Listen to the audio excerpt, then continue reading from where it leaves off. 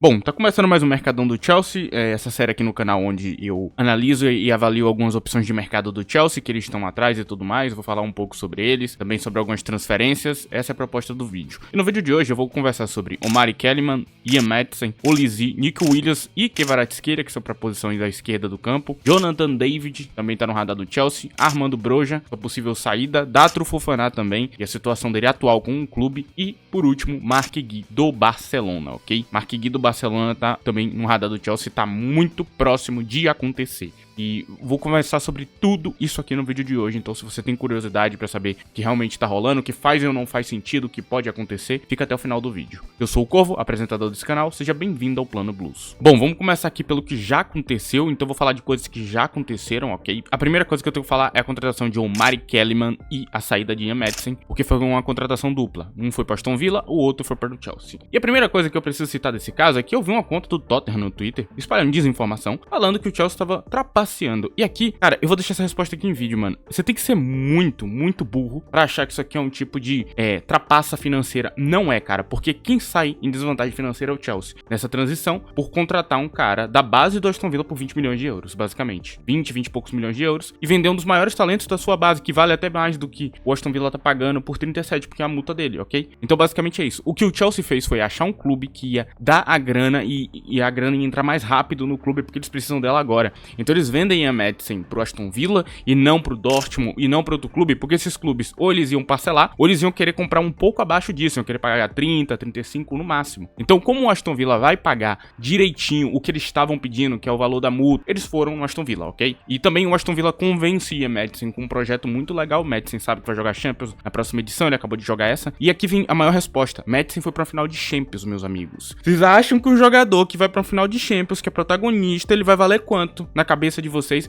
Você acha que o Aston Villa tá fazendo algum favor pro Chelsea? Quem tá saindo favorecido é o Aston Villa, meus amigos. E se você me falar que o Chelsea tá patrocinando o Aston Villa, você está maluco da cabeça, ok? Então, eu não gosto desse tipo de boato. Deixa isso aqui bem claro. Isso aqui é idiotice, ok? É uma total idiotice. Então, se vocês veem em algum lugar, pessoa falando, estão usando trapaça, não é trapaça financeira, quem sai desfavorecido é o Chelsea. E aqui vem o desfavorecimento do Chelsea? Não. O que o Chelsea tá fazendo com o Omari Kellyman? Basicamente assim, o Omari Kellyman, ele tem um estilo de jogo e ele é um jogador único no mercado. Ele é um cara que joga ali de meio atacante, 9 e nas pontas ali do campo, semelhante a Chukwuemeka. E basicamente esse é o estilo de jogo de Kai Havertz. Agora, eu te pergunto, vocês veem jogadores que nem Kai Havertz todo dia? Um cara que joga de 9, meio atacante, nas duas pontas, e pode até jogar um pouco mais atrás? Não, vocês não veem. Sabe por quê? Porque isso é raro, isso é raríssimo no mercado. E esse jogador, se ele se desenvolve bem, ele vale muita grana. Quanto foi vendido o Kai Havertz? Quanto o Arsenal pagou em Kai Havertz depois? Você acha que é à toa? Não é, meu amigo. Porque se o Arsenal viveu uma crise absurda e tendo o Kai Havertz no elenco, ele pode jogar nas pontas. Se o Arsenal viveu uma crise de centroavante, ele fecha como 9. Se viver uma crise de meias, ele pode jogar no meio de campo. Por isso que Kai Havertz tá lá. É um jogador que tem uma valência que é impressionante pra você ter dentro do elenco. Kellyman se encaixa nisso. Tem muito talento, um cara alto, forte. E é o tipo de jogador que tá escasso no mercado. O Chelsea tem ido atrás de jogadores escassos. Por isso o Chelsea quer o Modiron, por isso o Chelsea quer John Duran. Então você resumir uma transferência dessa a trapaça financeira, você tem que ser muito ignorante. Eu espero que isso não se repita nunca mais, mano. Sinceramente, foi uma das coisas mais vergonhosas que eu já vi no Twitter. Pelo amor de Deus, não fale o que você não sabe, cara. Isso aqui é um investimento pro futuro. Se ele se desenvolver bem, ele vai ser um grande jogador do nosso elenco. Esses 20 milhões que foram pagos podem parecer muito, talvez no futuro não seja, ok? Talvez esteja valendo 70, 80 e não vai demorar muito. Eu falo pra vocês, o que eu vejo esse jogador, ele parece muito correto, é a questão de tempo, até ele tá ali, tipo, jogando muito bem, talvez alguns empréstimos, e ele já vai poder entrar. Igualmente o Chukwuemeka, que eu sempre hypei, sempre falei que era um grande jogador no meu ponto de vista, é exatamente por causa desse fator, ok? Enfim, saindo desse assunto aqui que é pura besteira, ok? Agora eu vou pra um assunto mais sério. Olise no Chelsea, infelizmente deu errado, não foi pra frente. Eu já falei aqui, externalizei que meu sentimento sobre o Olise, que ele ia perder tempo no Chelsea e ele não seria utilizado da melhor maneira. Agora indo pro Bayern de Munique ele vai, ok? Ele vai muito bem. Eu vi algumas pessoas falando sobre salário e tudo mais. O Chelsea não ia pagar um alto salário ao Olise. Seria, acho que de 6 a 8 milhões de euros no máximo, porque dentro da estrutura deles é isso.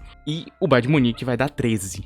Então, não tem o que falar. Outra coisa é a segurança no Bayern de Munique. Títulos, visibilidade e tudo mais. Ele indo pro Bayern, acabou. A disputa dele no Bayern é com o Sané. A depender do treinador, Sané é titular, ok? Ponto final. Tem treinador que gosta de cara acionado em velocidade. Por exemplo, se eu for pro Roberto De Zerbi, ele vai preferir Sané. Sané é perfeito pra ele. Acionado em velocidade, que entra dentro da área pra tentar fazer gol. É muito melhor esse físico excessivo, esse drible a mais que Sané traz, do que a tecnicalidade, a inteligência de Olise. Mas agora, se você for pra um Pepe Guardiola, ele vai preferir Olise ou Sané?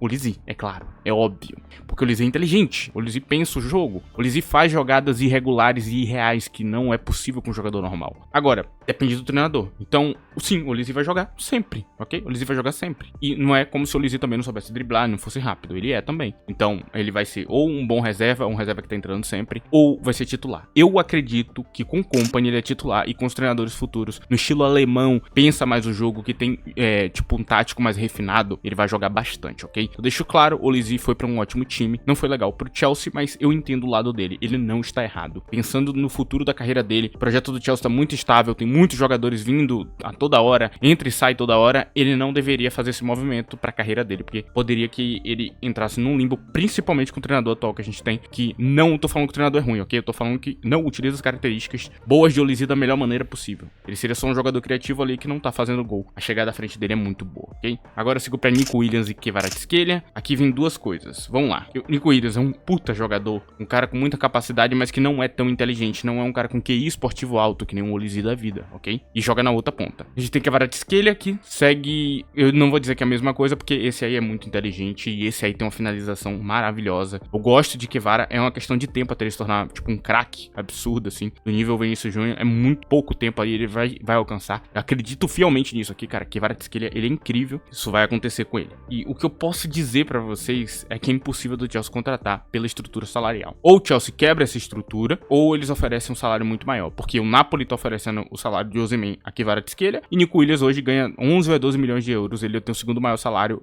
quem tem o maior salário do Atlético de Bilbao é Iñaki Williams, o irmão mais velho dele. Então eles dois ganham os maiores salários, o Nico Williams tem um salário muito alto. Não cabe na estrutura do Chelsea, assim como o Bastoni também não caberia e tudo mais, ok? Eles estão diminuindo a estrutura salarial, eles gastam em transferência e não em salários. Bom, agora seguindo para a parte dos centroavantes aqui, que tá acontecendo, a gente tem Jonathan David no radar do Chelsea, Armando Broja e Datro Fofana, que eu acho que eu vou falar primeiro, né? Armando Broja tá quase saindo e eu espero que saia, pra mim ele não tem nível pra estar no Chelsea, nem como reserva mesmo, assim, é um jogador bem fraco, é o tipo de jogador que tem um futuro bom pela frente pelas características físicas boas que ele tem, realmente tem características muito próximas às de Haaland, se você parar pra olhar, muito forte, muito rápido, mas não sabe o que fazer em campo, ok? Se posiciona muito mal, não sabe se colocar nas boas posições, muito fácil de ser desarmado por qualquer bom zagueiro, e dificilmente ele é letal na cara do gol, com boas oportunidades criadas. Muitas vezes ele desperdiça tudo. Ele é bem pior que Nicolas Jackson, ele é bem pior que muitos centroavantes que estão em time menor, cara.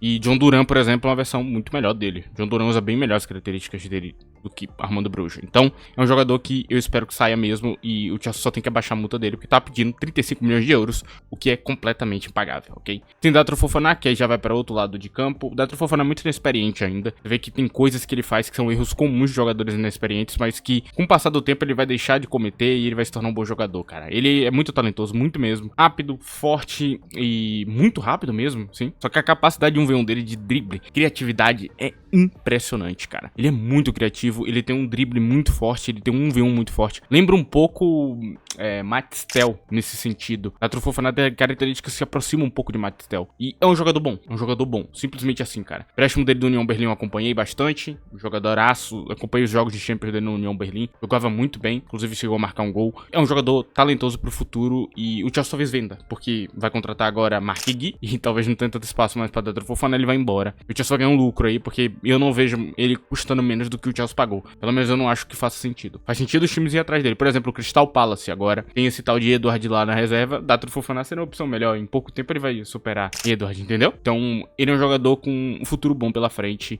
e se o Chelsea ficasse emprestando ele se desenvolver e continuar no time, eu também não vou ficar triste não, mano. É um jogador que realmente eu vejo grandes valências nele. Agora a gente segue pra Jonathan David, que eu acabei de falar. Ele vai vir por 30, 35 milhões de euros. E é um jogador que agregaria muito ao nosso elenco. Falta centroavantes realmente bons no nosso time. A gente não tem ninguém com experiência. Jonathan David tem muito mais experiência do que Nicolas Jackson. Faz as coisas de maneira muito mais correta. Dificilmente eu tenho críticas ao que o Jonathan David faz. Ele se posiciona bem. Ele sabe fazer as corridas certas e tudo mais. Acho que a grande dificuldade dele é com os bons marcadores da Premier League. Porque ele realmente não é um cara com força física extrema pra Premier League. E talvez ele seja muito leve. É o que eu entendo de muitos jogadores. Por exemplo, Kyogo Furuhashi do Celtic. Eu não teria ele como um jogador de Premier League porque ele é leve. Essa leveza, essa coisa de ser muito leve, é difícil. Porque na hora que você vai enfrentar aquele marcador mais forte da Premier League, aquele marcador mais rápido, ele vai acabar com você, cara. Ele vai te destruir no V1. Ele vai te se impor fisicamente em cima de você e você não vai ganhar dele. Então, esse tipo de jogador que nem Jonathan David é difícil, ok? É difícil achar que ele pode ser uma opção realmente sólida pro time do Chelsea. Mas vale o risco, porque ele é experiente e tudo mais, ele tem muitas boas valências e ele pode agregar muito ao nosso elenco. E a gente precisa de alguém experiente ali, cara. Então, se for Jonathan David, eu não acho que seja a melhor opção, por causa desses fatores que eu tô falando, mas é uma opção que vai agregar bastante ao nosso elenco e provavelmente vai ser até titular em cima de Nicolas Jackson, porque eu vejo muito mais um jogo correto em Jonathan David do que Nicolas Jackson, mas lembre-se que é uma questão de tempo. O Nicolas Jackson tem um potencial muito grande no futuro, vai com certeza aí desbancar ele, ok? Saio dessa parte aqui e agora eu vou pra parte final aqui de Marc Guihi. Marc Guihi do Barcelona, eu conheço muito pouco dele, eu vi alguns jogos ali que ele entrou e tudo mais, parece um jogador muito talentoso, tem alguns lances absolutamente brilhantes dele, assim, de finalizações que são muito difíceis de fazer, que exigem uma elasticidade física extra. Ele tem um molho, vamos dizer assim, ele tem um molho. Esse moleque tem. Só que eu não sei, talvez eu não demore muito pra esse molho se encaixar em campo. O que eu sei, e aqui vai a minha defesa Marc Guihi, é que ele custa 6 milhões de libras, muito barato. Ele tá quase no nível profissional, ele tem pouquíssimos erros dentro do jogo dele. É um jogador que, apesar da inexperiência, parece ser muito bem treinado pela base do Barcelona. E tem o terceiro fator, é que Xavi colocou Marc Guihi à frente de Vitor Roque. Isso aqui é muito bom, ok? Isso aqui bem claro. Xavi, o treinador do Barcelona, achava que Marc Guihi era uma opção mais segura a Vitor Roque. Tem coisa aí. Eu digo pra vocês, tem coisa aí. Eu acho que esse moleque pode ser uma adição muito boa. Se der pra contratar, contrata. Ah, mas e Jonathan David traz junto? Se possível, sim, cara. Ou faz a loucura aí, vai pra uma temporada com Nicolas Jackson, Marc Guihi e Datro Fofana, os três juntos ali pra disputar a posição. Se o treinador fizer isso, eu também não vou ficar triste, porque eu vou achar, mano, vamos ver quem que vai, cara. Porque um dos três aí vai jogar bem. O ponto é esse. Pode ser que seja Nicolas Jackson, pode ser que seja Datro, pode ser que seja... Vamos ver na prática. Porque no final das contas, ruim seria dar 45 milhões em John Duran, ok? Ruim seria pagar 55 milhões em Omodiron, que pode ser que nem vá pra frente. Enfim, é isso, cara. Este é o vídeo aqui, então eu gostei de fazer esse mercado no Chelsea aqui. Eu espero o Marc Guihi, que espero que dê certo. E, cara, o difícil é tirar jogador do Barcelona. Depois que você tira, tá tudo certo, ok? Enfim, cara, espero que você tenha gostado disso aqui. Não esqueça de deixar o like, compartilha com seu amigo torcedor do Chelsea ou torcedor de futebol europeu e tchau!